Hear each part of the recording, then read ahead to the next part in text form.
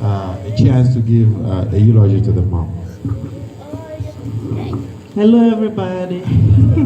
Thank you for coming, each and every one of you. I appreciate each and every one of you showing up here today.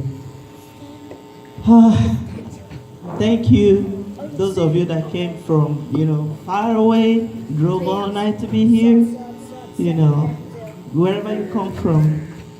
My brothers, my sisters, my wonderful husband, and my children, and each and every one of you.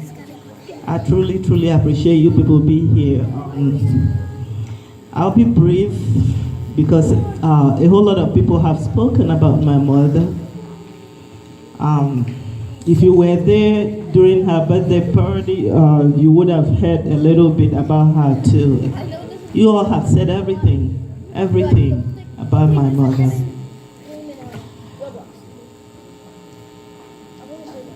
She, of course, went to school at the Sacred Heart Teachers College, and right after that, she got married, and before she could start enjoying her marriage, very well, the husband died. And when you're young and you're from a very big, maybe married into a very big family like ours, like I have over 200 uncles, Yes, my grandfather married about 50 wives, almost 50 wives. And also when you're young and you lose your husband that early, and you probably, you know that you're in for trouble most of the time, especially when you're from a big family, to be honest with you. And so she went through all that, and early on she embraced God because she knew, and I guess she figured out, hey, I need God before, if I can take care of my family and take care of the children that I have. So I remember when I was like 7 years old, in Adazinduku, where I come from, we only have the Catholic Church.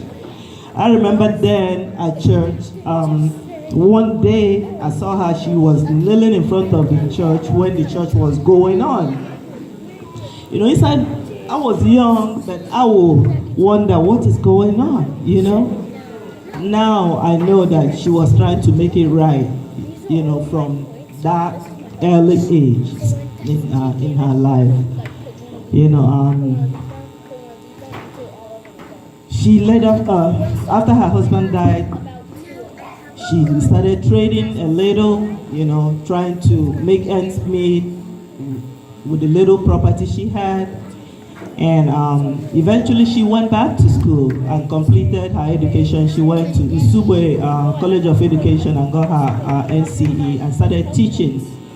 She taught at the nearby school, close to our house. My mom raised 5 of us. Okay. Not only did she raise 5 of us, she raised a whole lot of people from her own family, from Onichubo that I know.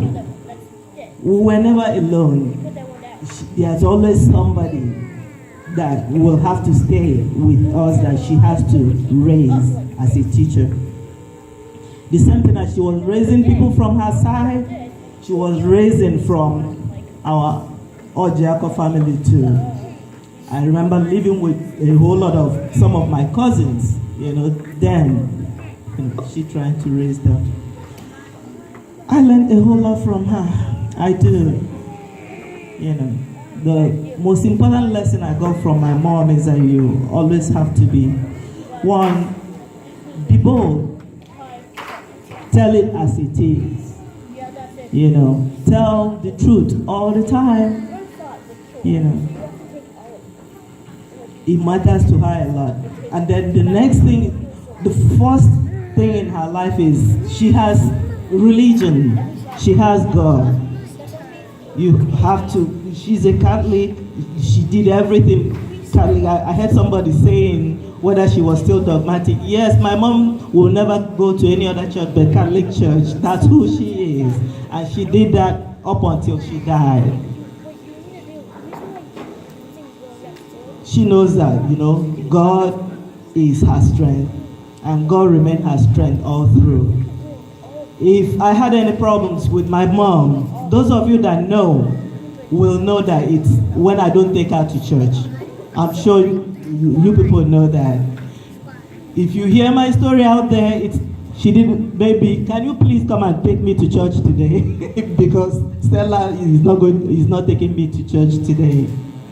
She doesn't believe in missing one single day of church. She has to be in church. We are Anglicans, but she has to go to her Catholic church and she has to come back, then we will go. That worked out fine for her, but it is very important for her spirituality, and that is